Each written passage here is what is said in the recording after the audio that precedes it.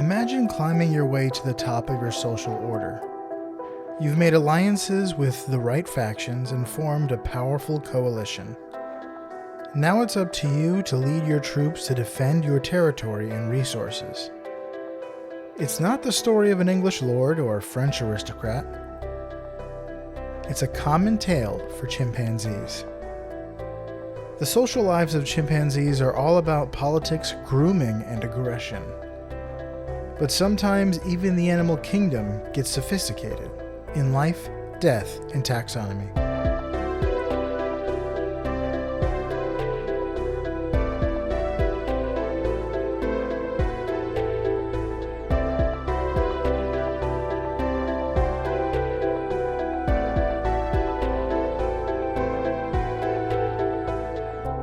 Welcome back to Life, Death, and Taxonomy. It's your 30 minutes of interesting animal information. I'm Joe. And I'm Carlos. Thank you to Cassie for the creation of our theme song. To hear more of Cassie's music, please search Cassie Michelle on YouTube or Spotify. And thank you to Johanna for the creation of this week's artwork. To check that out, you can visit us at our home on the web at ldtaxonomy.com. And a very special thank you to our patrons, to Jesse Raspolich, Carol Raspolich, Richard Caspar, Lottie and Aubrey, Gray Hughes, and a new patron, Wednesday Rabbit. That's the Wednesday Rabbit is a good little moniker. I like it. Patreon gamer handle. Tag. I like to think of Wednesday Addams, and with a rabbit, like just holding a rabbit. That's just a like in a Mona Lisa kind of painting. Anyway, that was the first image that popped into my head. But welcome, Wednesday Rabbit. It's greatly appreciated. Thanks for helping us keep the lights on. Yeah, there's more to that. And today we're talking monkey business, but more on that later. And actually, really not. We're not talking about monkeys at all. We are not talking about monkeys. It's funny because recently we've been watching a lot of the Disney Showstoppers tunes on YouTube with the kids because the movies have too much scary stuff in them, but the big showstoppers are fun. And one of them is I Want to Be Like You from the Jungle Book. Mm-hmm. And usually my least favorite song in an animated movie is the Showstopper. That one's a pretty good one, or though. the character song. The I Want song is usually my least favorite one. Except for in The Prince of Egypt, which is just chef's kiss. The Prince of Egypt never misses. There isn't a bad one there. So worst song in it is Playing with the Big Boys, and that's great. Yeah, they can't. That's not included in the body of work and content that we're discussing when it comes to the. It's just in a class on its own. Puts all the other ones to shame. You put that up against Olaf, and there's no contest. Right, because it's also Steve Martin and Martin Short, and they share a name, so there's that. That's just fun. It's like Batman and Batman's mom and Superman's mom. Oh, both being named Martha. Yeah, you know the best part of Batman v Superman. Anyway, anyway, so there's a lot of like monkey references and puns. He talks about monkeying around, but he's an orangutan, so he's not a monkey. And I have to explain this to my son so that he doesn't grow up thinking that an orangutan's a monkey. I want him to be smart. I want him to fit in with his friends. Yeah. So, yeah. Still a good that's a good song because the scatting's always fun, and then the best part is at the very end when Baloo's costume falls off. He looks down and realizes that it's fallen off, and he's like, "Man," like it's like it's just such a weird reaction to that. With that being back in his normal state. No, it's weird now. Like he was dancing around pretending to be a monkey, or an ape along with everybody else. He's like Oh, playing a double agent. Okay. His costume falls off. It's revealed that he's a bear, and he's not welcome there. And then he just looks down. He realizes that the costume's fallen off, and he's like, "Man." Anyway, we're talking about the chimpanzee, which is an ape, not a monkey. That's true. I've been watching. What is it called? Chimp Empire or something like that. What? On Netflix. Oh, the yeah, sure. Documentary. It's like the Jane Goodall thing. No, it has nothing to do with any people. Oh, it's just look at them in the nature.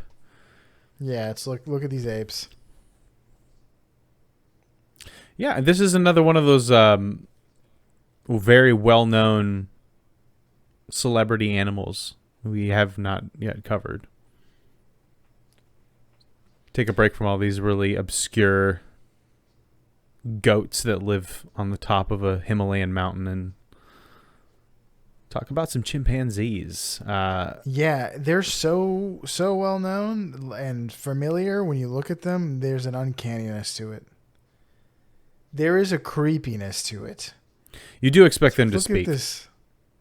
Yeah, in like when they're just sitting down and like looking at something like a stick, you're like, that's a guy. It's just a guy sitting, sitting a spell, and thinking about life. Yeah. But we're gonna call the chimpanzee here the chimp off the old block. Nice. And the chimpanzeer. Pan-seared steak. Because they're burninating the countryside. Which will make sense when we say the species name. Which we could just jump right into, right? It's time to taxonomize this bad boy. Okay. It's in a kingdom you know, love, and are in, Animalia. The phylum is Chordata. The class, Mammalia. The order is Primates. Primates. We're getting pretty close. We're still here. Yeah, usually we've jumped ship at this point, but no, we're in the same zip code. The suborder is Haplorhini. Infraorder Simiformes, simians. The family is Hominidae. The subfamily Homininae. The tribe is Homini. This one's got a tribe. The genus is Pan.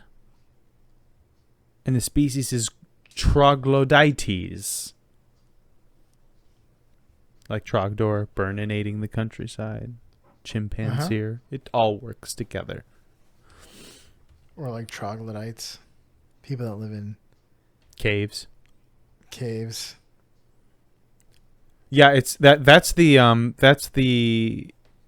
insult that the nerdy character gives in a kid's cartoon to the jocks or something like that. Yeah. It's like you're just upset because you're not in honors English, you troglodytes. Do you like my nerd voice? That's pretty good. Because it's I was in honors English. Anyway, yeah, Pan Troglodytes is the binomial nomenclature of the chimpanzee. I had never looked up the taxonomy of a chimp. So I was surprised to find Pan in there.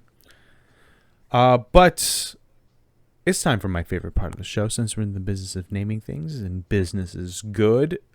Critter groups. The part of the show where I ask you, Joe, a question, and that question is the same every time. What is the name of a group of this animal? What is the term of venery? Or what is the collective noun? It's all the same. If you saw a group of chimpanzees, would you call it A, a tribe of chimpanzees, B, a gallivant of chimpanzees, C, a screech of chimpanzees, or D, a colony of chimpanzees? A tribe. Final answer. That is correct. Did you already know? Goodness. No, I just because I was thinking troop, and it's closest to that. If it was going to be colony, I was going to riot. These bees? Absolutely not.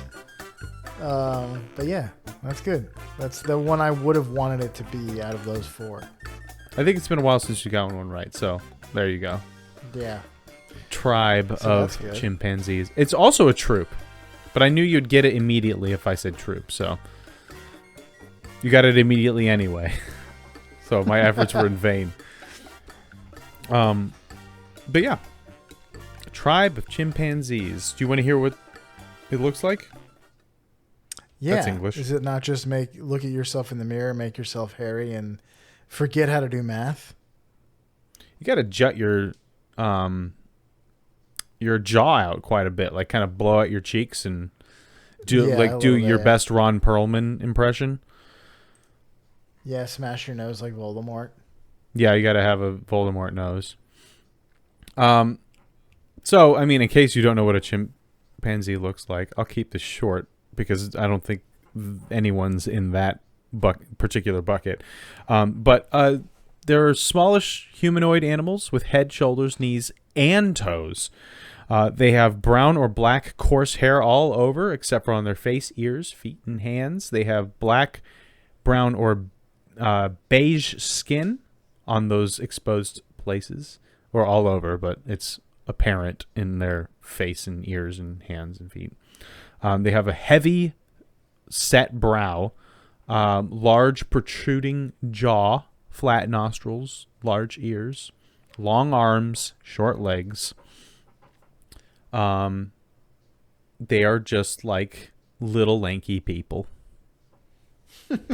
And they got chunky little midsections. It's all muscle.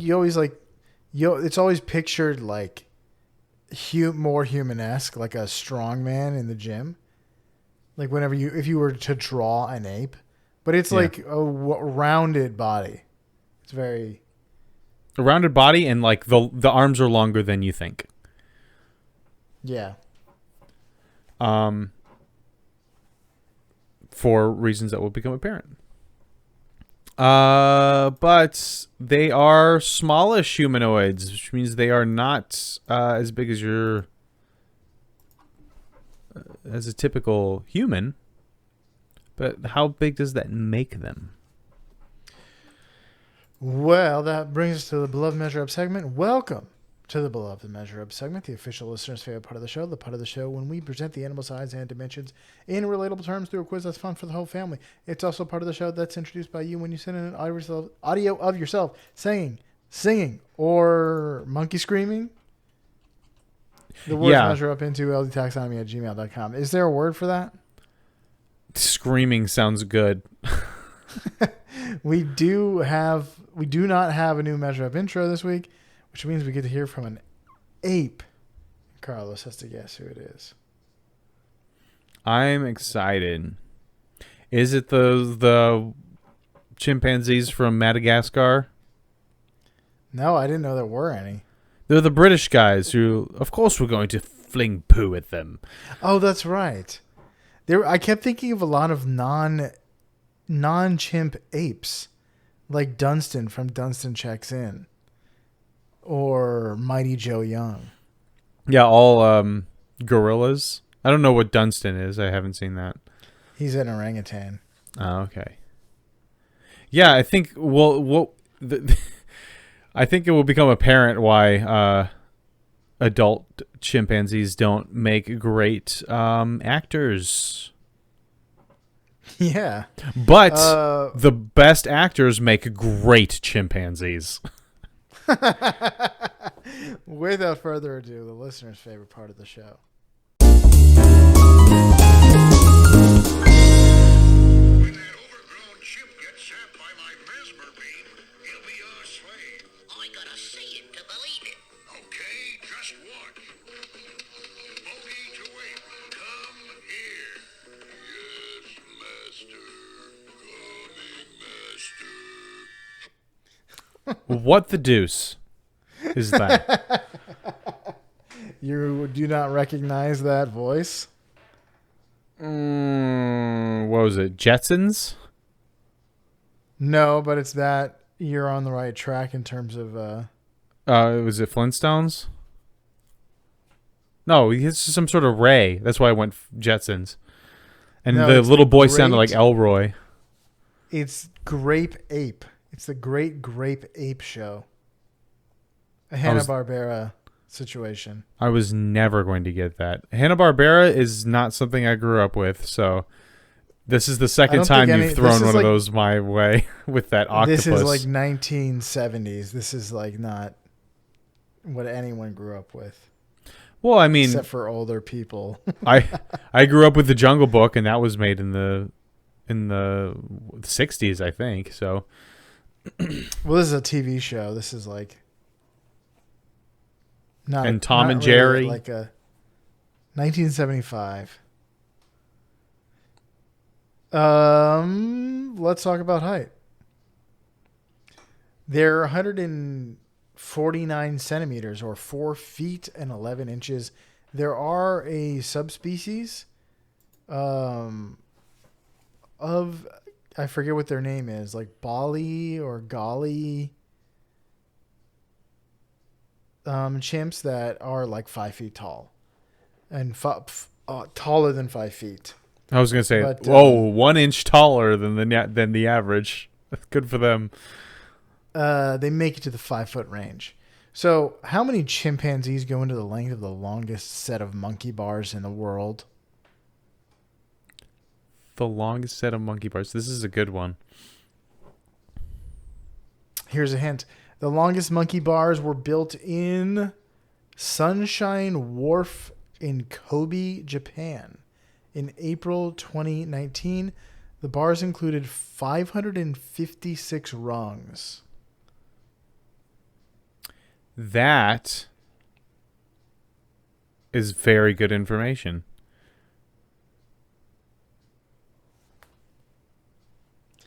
They made a point to let me know that they set it up in the rain, but it still only took 15 minutes To complete, to build. they built the world's longest set of monkey bars in 15 minutes. Yeah. That is It might be like a plug and play situation where they prefabbed sections. And I they feel like set it would up. take longer than 15 minutes to like cement it into the ground though. I suddenly don't want to go on these monkey bars. I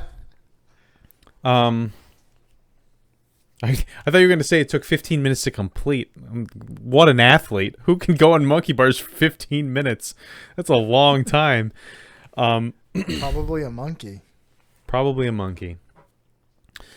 Okay, so the rungs are probably 2 feet apart.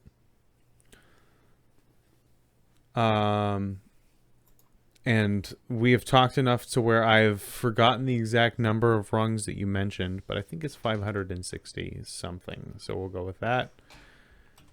So I'm going to say 1,120 feet for the whole kit and also the caboodle. Are we going with 5 or 4 or 11? 411. 149 centimeters. 227 chimpanzee lengths go into the length of the world's longest set of monkey bars that was apparently put up in the amount of time it takes me to eat a sandwich. Final answer? Yes. Correct answer is 100.6 chimps. What did I get so wrong? Is it only 1 foot rungs? Are these for like... Oh, I guess it is for children, isn't it? Huh. They're 492 feet. It was 492 feet long. So yeah, like maybe even like about a foot. If you watch me on the video, I'm like holding my arms out, pretending like, okay, if I was on a monkey bar, like how far apart would they be? It's like, yes, I'm a full-grown man. I'm 6 feet tall. This a comfortable monkey bar distance would be 2 feet, but if I'm 6, then it's no kid would ever do monkey bars. You'd have to do like a gymnast front backflip from one to the other. Okay, well, that's just me being very adult centric. Yeah. Let's talk weight. They're 40 to 70 kilograms, or 88 to 154 pounds. How many single potato chips go into the weight of a chimpanzee? Oh, Do you want to know the logic behind this one? I'm afraid to say yes. Because chips sounds like chimps. It's pretty good. That's thinking with a chimp-sized brain. That's Here's a hint. thinking with nothing but your frontal lobe. Here's a hint. A potato chip weighs. A potato chip. Its weight depends on the size and thickness of it, of course. The earliest known recipe dates back to 1817, a cookbook called The Cook's Oracle. You would think the potato chip went back like as soon as Columbus set foot in the New World and was handed a potato, that he would like slice it into thin pieces and fry it. But I guess not. Are they only a North American delicacy? Yeah, potatoes are on the no, they're South American. I mean, yeah, I guess Western Hemisphere.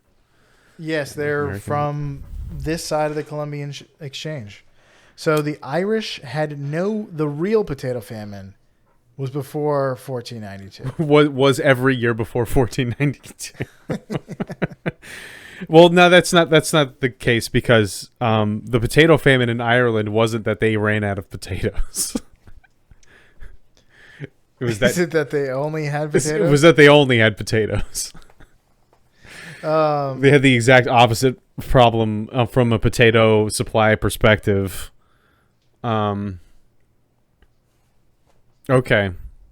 A potato chip. If you find a recipe for an authentic medieval stew and it has potatoes, it is not authentic.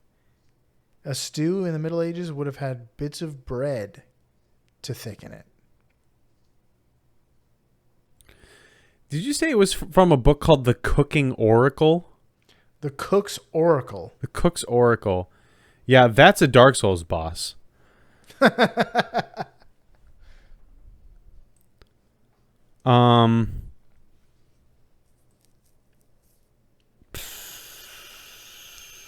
know about Murgo's wet nurse, but this is her oracle. This is her cook. Yeah, and she has whisks for hands and a spatula face. A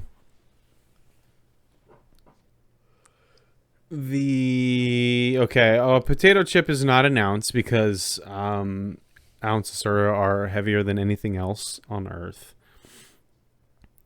They are probably a tenth of an ounce. That seems okay.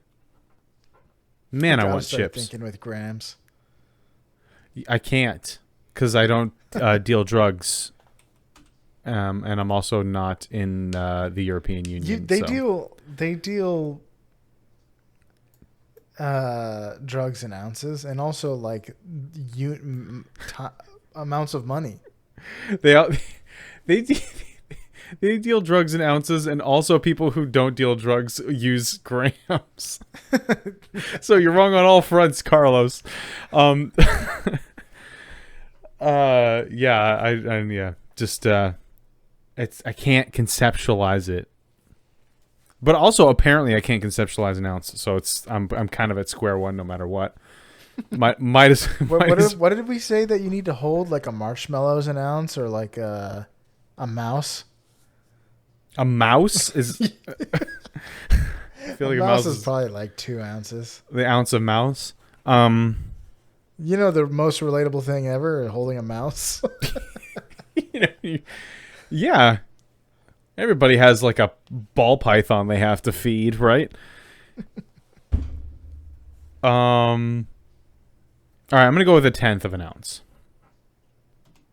24,000. We'll just gonna say 24,000, or we'll round up 25,000. Potato chips go into the weight of a. If you were gonna make a potato chimp, it would require 25,000 chips. Final Man, answer? I'm hungry. Yes, final answer. The correct answer is 35,000 chips. That's not. I don't even need to do the math to know I'm not close to a nursing school victory on that one. A potato chip averages 1 to 2 grams. I don't know what that is in freedom units. I don't even. What is that? What is the? It's about the weight of a potato chip. It's about the.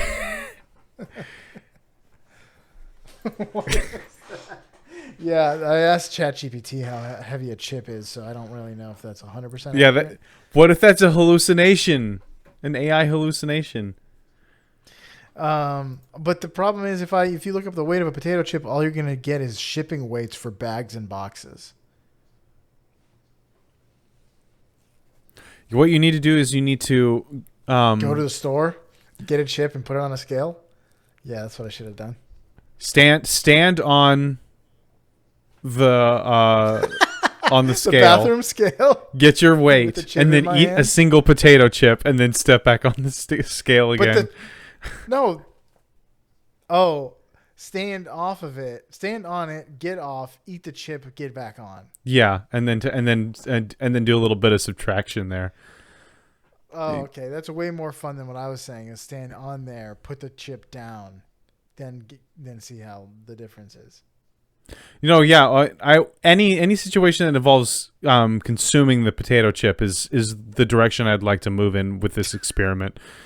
But because I was thinking that when you said eat it, I was thinking that doesn't make sense. I was thinking get on the thing holding the chip and then eat the chip to get rid of it, but then you're incorporating it into your body. So the weight would be the same. Yes, it should be the same. That's what I thought you were saying.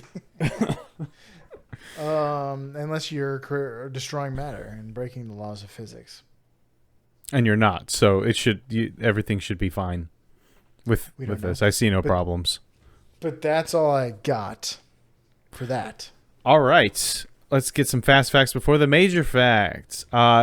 Chimpanzees live in the jungles of West and Central Africa. About 15 different countries are included in this, so I won't name them all.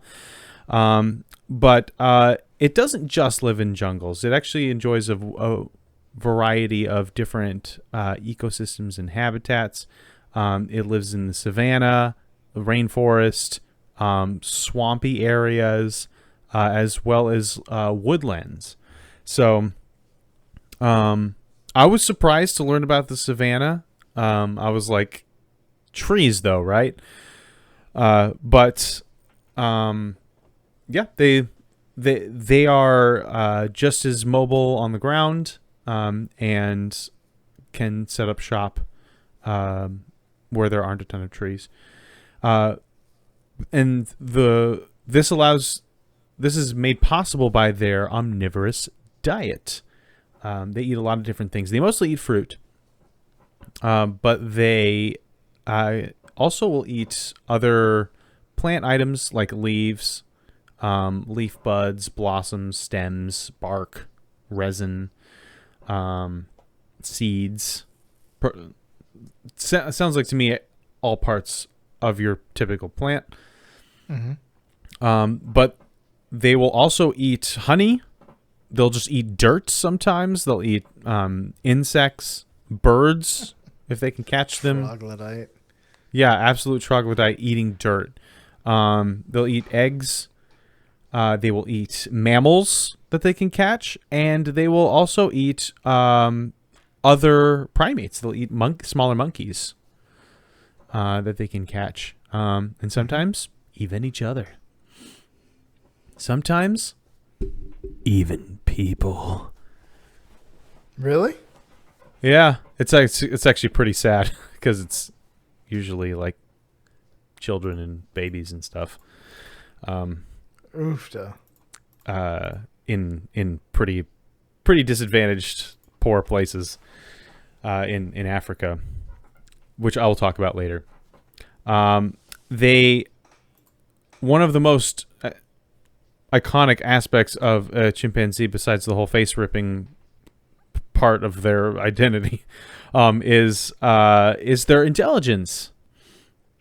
They are one of the few animals in the world to be seen using a tool, and they are quite possibly the only animal in the world that can make a tool.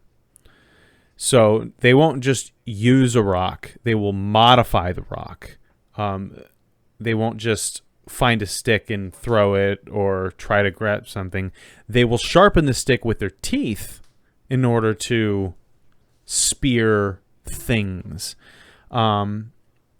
They use these tools when they're foraging for termites in their hard mounds, when they're looking for nuts or honey, or they will West African chimpanzees have been seen cracking open hard nuts with stones or large branches. They'll use leaves as sponges to dry things, or they'll use them as kind of cups to drink water with. And chimpanzees in Senegal are the ones that can sharpen sticks with their teeth. There's also been a lot of researcher interaction with chimpanzees, particularly in the field of language development. And I think we've talked about language development when it comes to intelligent animals before. I think it was when we were talking about the manta ray, because it can like recognize itself in a mirror. So how intelligent is it? And then dolphin communication. But there have been a lot of success, or several successful or seemingly successful situations where researchers have been able to teach chimpanzees sign language, American Sign Language. Specifically one named Nim Chimpsky.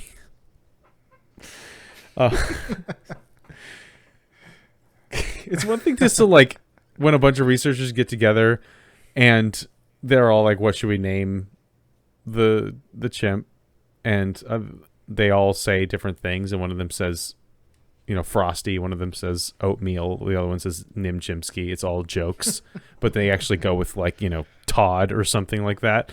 Nope, they actually went with Nim Chimpsky. They followed through on that, and now that's part of what people know about this animal. And it's not even like a dead guy. It's Noam Chomsky. He's still here. It's not Noam Chimpsky. It's Nim Chimpsky. It's Nim Chimpsky. To keep the like vowel sound the same. Yeah, you don't want to be confusing. Oh my gosh. You want it to roll off the fingers, I guess, because it's ASL. So they taught, among other chimps, they taught Nim, in many cases, up to 300 different signs. But even after all of this, and really like closely looking at video footage of how the chimpanzee was interacting with and responding to certain stimulus to create these signs, they concluded that the utterances that Nim was making with the sign language could be easily explained just as prompting on the part of the experimenters. So rather than genuinely coming up with something to say, it's much more of like a you do this so I do this situation, which you could teach to a dog. It's for them, it's like a drill. It's a pure just input Rote output memorization. situation. Yeah. It's not like for us, language is it's a tool. It's something that we use and manipulate on the fly in order to communicate what we want to communicate. But for them, it's much more like when like the amount of Japanese or Russian that I know. It's like I know, like in each language, I know 3 phrases that if I'm ever asked, like, do I speak Japanese? Boy, do I have the response for you. But guess what? I don't speak Japanese. So just because I can say something in the language doesn't mean I speak the language. But even that, like, you understand that the words are representative of thoughts and messages. Yeah, but still, it's like, if I want this, I say these sounds in order. Okay. And I have to think about them as sounds. It's actually like, I do speak Spanish, not fluently, but there is a point where you stop thinking of it as a series of sounds that make up the English word that you're trying to say, and it flows to the point where you're thinking Spanish thoughts, and the word ends up representing the concept instead of representing the word that represents the concept. yeah. So instead of thinking the English sentence that you want to say and then turning it into a Spanish sentence and then saying it, you are thinking in Spanish and speaking in that. So that's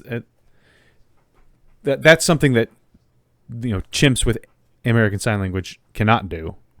It's still a very unique human trait to be able to use language to communicate. Also, like the NIM sentences didn't grow, so like even right now, my kids are learning to speak, and every day they have new things to say that they've never said before, and their sentences are getting longer. They're combining concepts together in their own adorable way. But sometimes they can have these very long trains of thought, and it's tough to follow, but they are naturally piecing these building blocks together in order to communicate. And Nim Chimpsky never did that. I can't say it without smiling, which is maybe the point. So it's a little bit of a inaccuracy that, like, they're often depicted as like speaking in sign, basic sign, like in the Planet of the Apes. Before, in the first movie, before like some of the apes are, I think the orangutan actually is before he's exposed to the smart gas. Caesar's communicating to him in sign. Yeah, because he knows it. Fluently. Yeah. But the orangutan is responding in rudimentary, basic like phrases, but like giving him information and understanding. But yeah, they and it's wouldn't this. actually be able to do that. It's the same thing. I think we also mentioned this with Coco, the gorilla from when we did the Highland Mountain gorilla episode. That whole like Robin Williams thing where Coco says like, she's telling Robin that she's going to miss him when he leaves, or tickle me or something like that. And you're like, oh my goodness, this gorilla is speaking English with her hands. But really it's very, I know that I'm a gorilla. I enjoy being tickled, I guess. If I do this sign, then I get the reward that I was expecting. So basically like pressing a button, but just a very complicated pressing of the button. So it is impressive that they can do something that complicated and do it consistently, but it's not actual communication as much as pressing a button would be communicating that you want whatever the button produces. Not sure if we lost everybody on that, but I'll finish out with the fact that chimps have been in movies, shows, circus acts. They've even been shot into space. They also have, like I said, a reputation of being very strong and very aggressive. Like the whole really can rip a person's face off, which is unfortunately not a myth. And a lot of times it's like, oh, it's all overblown, and I mean it is a little overblown. It's not like if you, I would rather be in the same room with a chimp than like a grizzly bear. But still, like, you're in a dangerous situation if you're in, especially a male chimpanzee. There have been quite a few attacks documented. Many of them have been fatal, specifically with, like I said, kids and babies. That in Uganda is a hot spot for this. Because they're, as chimps and as intelligent as they are and as nimble and with opposable thumbs and all that stuff, they can get into places. And they've also been recorded as drinking people's booze that they have lying around. So now you have drunk chimpanzees that has been thought to be the cause of a lot of the attacks. And they're angry drunks. They are very angry drunks. And yeah, they can tear off body parts, skin, all the stuff. They are very, very, very strong. Despite being only 150 pounds, soaking wet, and only 5 feet tall, like, it's all muscle there. And I've heard it's like it has to do with muscle and bone density, and even though they're like generally the same size, they're like or small or shorter, but like muscularly very similar in size to a strong person. But like their muscles are way more dense, and I think they're even like connected in multiple. It's the connecting more ways. Yeah, same thing with like their jaw. Jaw strength is obviously like way more powerful than a human's, and it's because it's connected. And I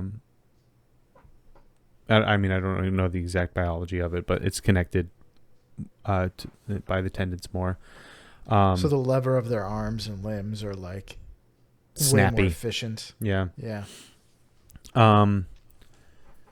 And it might be because the male chimpanzees can see humans as potential rivals in their territory, and so that's what chimpanzees do to each other.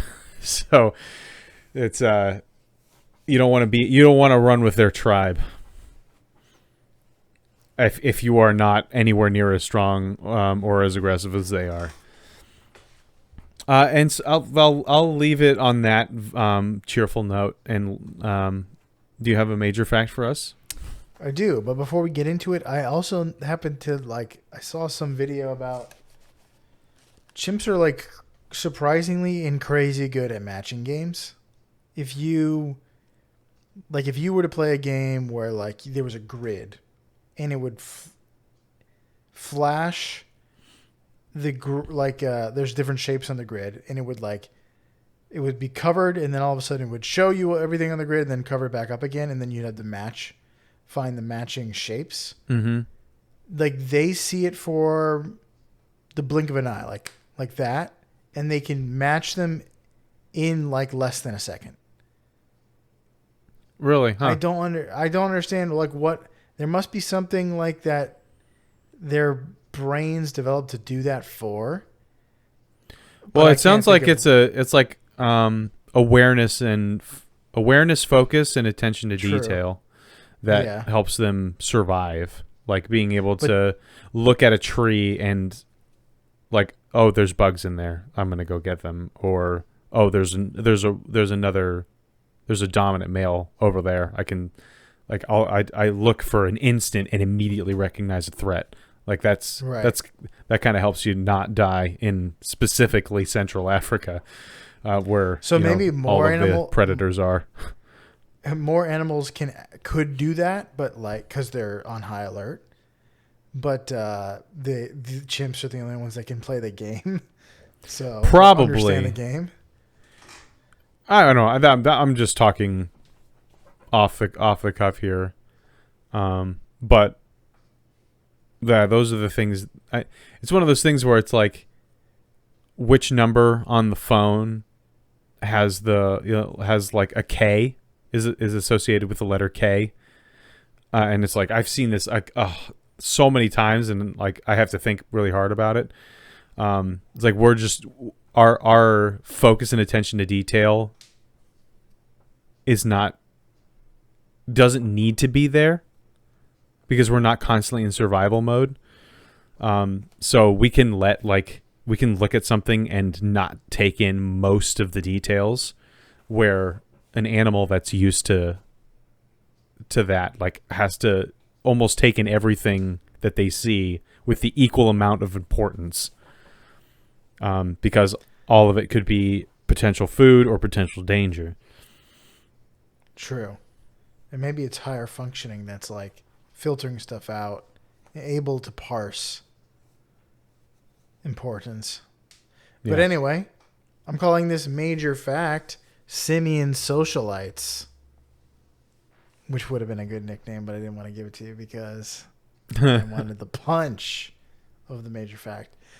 Chimpanzees live in what is called a fission fusion society, which means group sizes increase and decrease over time. They may break into small groups to forage and look for food and then come together to sleep. So it's different than like a herd, which is always together. Except for elephants are herding animals that do this. They're fission and fusion. They break apart to eat, and they'll also come back together to like travel and sleep. Food availability may also determine subgroup sizes. They typically live in communities ranging from 15 to over 150 members, but often travel in smaller temporary groups for different purposes for whatever they need. So social structures revolve around the males who patrol territories, protect groups, and search for food. Males have a linear dominance hierarchy, with top-ranking individuals displaying aggression, especially after reunions following absences. So, like, if you haven't seen your boys in a while, you show up and then they're mad at you.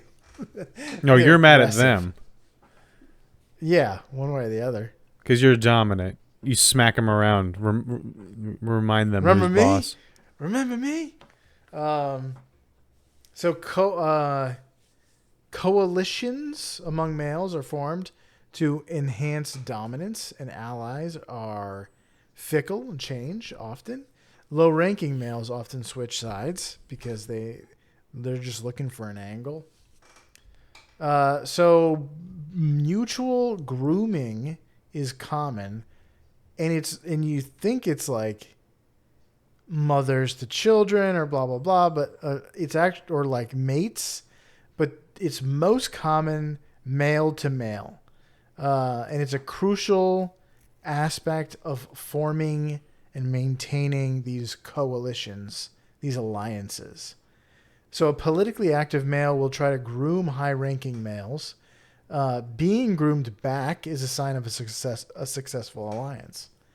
So if I come over to you and find bugs on you and eat them, and then I sit there and like, well, what should we do next? And then you find bugs on me. Now we're a team, and we can dominate their group together. You debug my back, So- I'll debug yours. That kind of. Exactly. Yeah. Yeah. Dominant males are usually big and strong, but they might not be the biggest and strongest. They might just have the most or strongest allies in the group. So it's in this documentary on Netflix. The dominant male is actually smaller than his closest ally, who's the biggest one in the group, but he's just the dominant male. He's got the most friends. It's a Robin Hood and Little John kind of thing. Yeah. Big dumb one, small smart one. Yeah, like every single duo in fictional existence. Pinky in the brain. Bob and Larry, it's Harry and Marv. So friends, allies will also greet each other with high fives. But it's not actually like a high five. It's more like a palm slide. A gentle palm slide. Holding your hand out and then the other one just like grazes your palm with theirs. Yeah, But basically like an Pretty close to absolutely a high five. a mortifying incident for humans. Yeah, the wet fish or the dead fish handshake. A dry fish handshake would hurt. Well, if you got to go with the grain. Yeah. So meat sharing is also a sign of favor among male chimps. Dominant males will share meat with their allies and snub their enemies. Including low-ranking males and males that threaten their dominance. So hunting is more common when normal food is abundant. You'd think like these guys love fruit and plants. You know, like a gorilla is almost, I think, completely vegetarian. But these guys, like, when there's a ton of fruit to be eaten, they'll hunt for meat even more. It's not something they do out of like scarcity or necessity. It just kind of shows that meat is more of a boon and a social necessity rather than a main part of their diet. When they're full of energy, they go for the meat for some reason. So social hierarchies among adult females are weaker than males, but the status of a female can have an impact on her and her offspring, especially.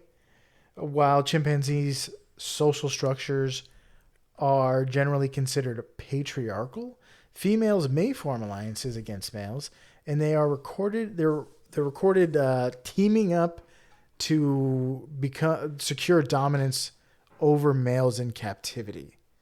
So I wonder if that's like a normal thing, or if like they just outnumber them and they're going to be like, we're taking charge. True. Hard to say. Chimpanzees are territorial and may engage in aggressive behavior, including lethal attacks on other chimpanzees. Territories are patrolled, and conflicts over territory are more common than conflicts over even mating. Larger groups may take over the territories of smaller groups to access more resources, foods, and females. Like while the traditionally, yeah. While traditionally it's believed that only female chimpanzees immigrate, as in like move from one group to another, there are several confirmed cases of adult males integrating into new communities, suggesting that they are less territorial in certain circumstances. I wonder if they lower their guard down, if they're like, there's not a lot of men around. We need more for our army, for our troop. So we'll accept you. It's a good strategy. It's a bold strategy, Cotton. Let's see if it pays off. Yeah. But yeah, that's pretty much it. I just thought of something else, but I forgot it.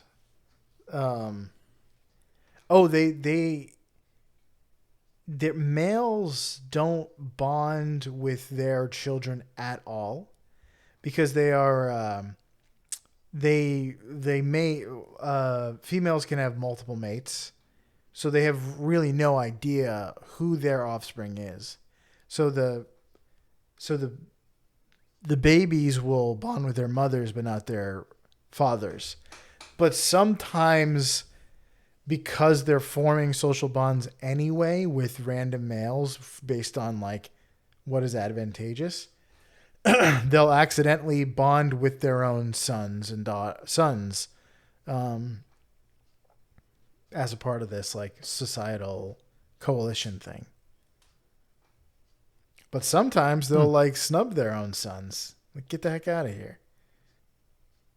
But that's all I got. That's so sad. That is sad. That's what you get for being promiscuous. That's yeah, true.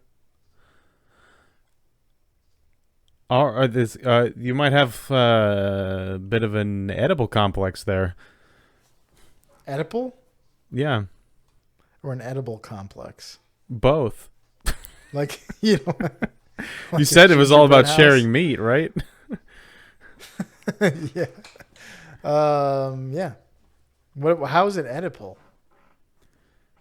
It's a situation where a son is interacting patricide? with his father without knowing that it's his father. Oh, yeah. Okay. But that's not exactly. Yeah. Okay, it's not the complex, but it's an edible situation. Yeah. They don't. It doesn't really matter because they just don't form bonds like the father to son bonds. Yeah. Not like Yeah. we do. They fly into a rage when they see like people and other chimps in their territory. They hate that more than anything. Yeah, and that could be you. Yeah. Which is why when you see chimpanzees, as that in movies or TV or shows, or like acts and stuff like that, they're almost always very young, juvenile chimps, because once they get old enough, they'll try to kill everyone on set. So, that's why for a long time I thought chimps were little, like really small, like 2 feet tall. and then you saw that Andy was- Serkis do Yes. do the best chimp impression, and you're like, oh, they're actually big and scary.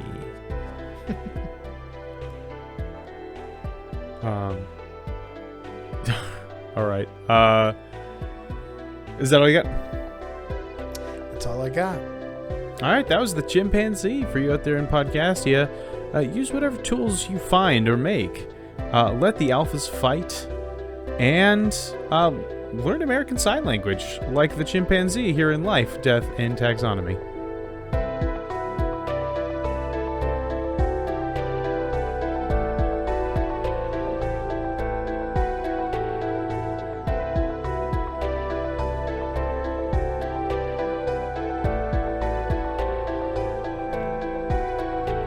Hey Taxonomy Titans, I just want to remind you that we now have a Patreon. Patrons can see full video episodes and get shoutouts on the show. But ultimately, it's a way for you to help us cover some costs and get even better. Still, reviews are the best way to help us grow. So if you haven't left one yet, we'd really love to hear from you. As always, thanks for listening and engaging.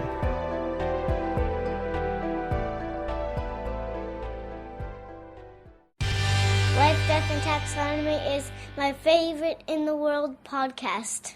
There you go. Something uplifting. That's nice. What I have written here is tear a man's face off if he attacks your loved ones like the chimpanzee, and I changed it. I mean, fair enough.